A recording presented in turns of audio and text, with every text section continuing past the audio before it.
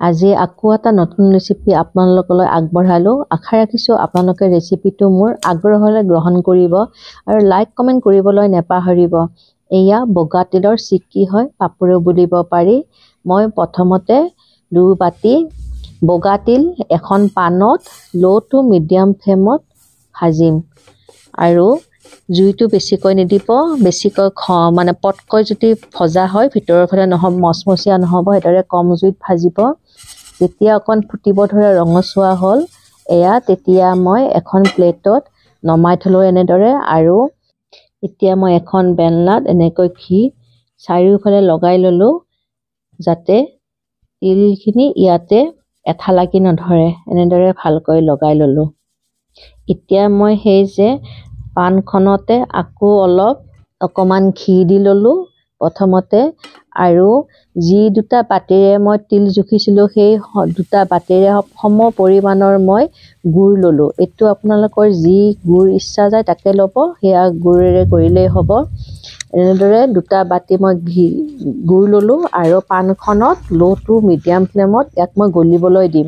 আপোনালোকে যদি ইচ্ছা কৰে 1 চামুচ 2 চামুচ চাহ খোৱা চামুচেৰে পানী মিক্স কৰিব পাৰে। মই কিন্তু পানী দিয়া নাই, এইটো একেবাৰে লো ফ্লেমত মই ইয়াক গলিবলৈ দিছোঁ এনেদৰে। আৰু মোৰ ৰেচিপিটো চাই যদি আপোনালোকে ভাল পাইছে মোক আশা ৰাখিছোঁ কমেণ্ট কৰিব, লাইক কৰিব আৰু শ্বেয়াৰ কৰিব মোৰ ৰেচিপিটো।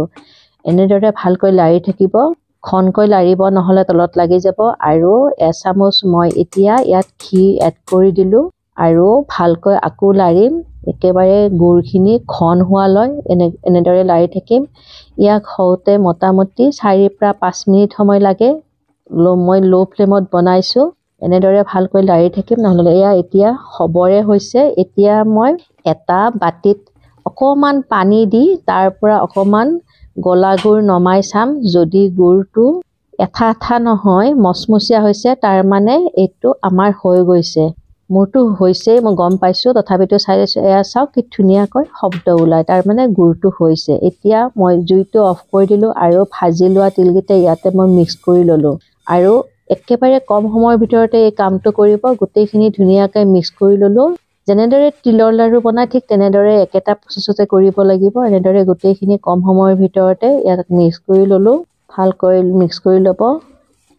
এনেদৰে ল'লোঁ আৰু সেই যে মই বেলনাখন যোগাৰ কৰি থৈছিলোঁ ঘি লগাই, সেই বেলনাখনত গোটেইখিনি তিল তাতে মই ঢালি দিম। ইয়াতে গোটেইখিনি তিল এতিয়া মই ঢালি দিম। আৰু এই কামটো একেবাৰে কম সময়ৰ ভিতৰতে কৰিব।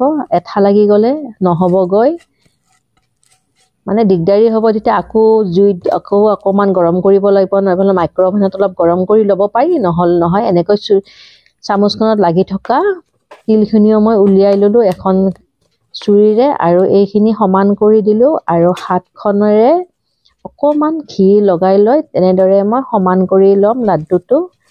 আৰু ইয়াত যিহেতুকে পৰিমাণটো বেছি আছে, মোৰ বেলনাখনো সৰু, সেইকাৰণে ইয়াক মই 2টা ভাগ কৰি ল'ম। এনেদৰে কৰি লৈ মই ইয়াক 2টা ভাগ কৰি ল'ম, তেতিয়াহে কৰিবলৈ সুবিধা হ'ব। এনেদৰে 2টা ভাগ কৰি ল'লোঁ আৰু এইটো একেবাৰে কম সময়ৰ ভিতৰতে কৰিব আপোনালোকে।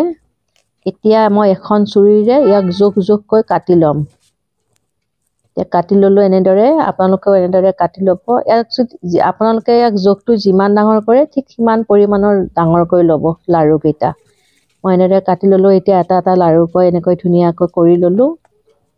অলপ চেপেটা কৰি লৈছোঁ, তেতিয়া ইয়াক বেলিবলৈ সুবিধা হ'ব।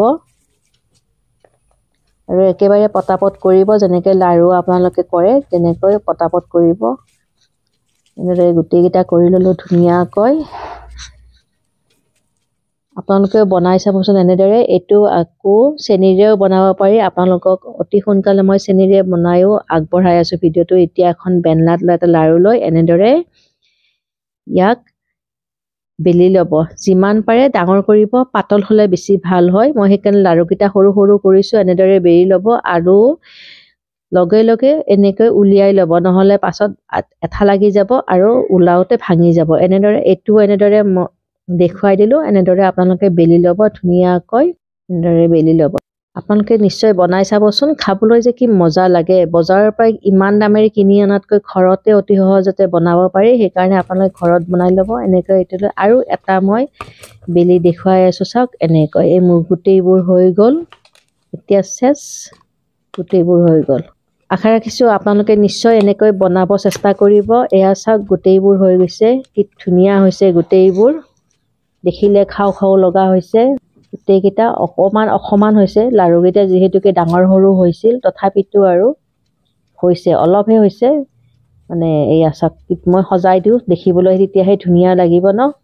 এনেকৈ সজাই দিছোঁ গোটেইকেইটা, চাওক ধুনীয়া ধুনীয়া দেখিবলৈ, কি ধুনীয়া হৈছে দেখিবলৈ। আৰু ক'ৰ পৰা চাইছে মোক কমেণ্ট কৰিবলৈ নাপাহৰিব। এই চাওক কি ধুনীয়া, এয়া চাওক কি শব্দ ওলাইছে, কি ধুনীয়া মচমচীয়া হৈছে আৰু একেবাৰে ড্ৰাই হৈছে। আপোনালোকেও আশা ৰাখিছোঁ বনাই চাব দেই। এনেকৈ এয়া গোটেইখন ধুনীয়া হৈছে, সেইকাৰণে আপোনাক গোটেইখন মই দেখুৱাই দিছোঁ। চাওক এখন এখনকৈ গোটেইবোৰ কি ধুনীয়া হৈছে। এনেদৰে আপোনালোকে বনাই চাব। আকৌ মই চেনিৰেও বনাই দেখুৱাম। এতিয়া চাওকচোন কি পাতল হৈছে এনেকুৱাকৈ। আৰু সজাই দিওঁ ৰ'ব, তেতিয়াহে দেখিবলৈ ভাল লাগিব, হয়নে? সেইকাৰণে সজাই দিছোঁ এনেকৈ। আৰু এতিয়া মই এখন ভাঙি দেখাওঁ, চাবচোন কি ধুনীয়া মচমচীয়া হৈছে। চাওক কি ধুনীয়া মচমচীয়া, আৰু তাৰ থিকনেছটো দেখিছেনে? এনেকুৱা হৈছে। হ'ব, আজিলৈ এৰিলোঁ। আপোনালোকে বনাই চাব আৰু মোক কমেণ্ট কৰিবলৈ নাপাহৰিব।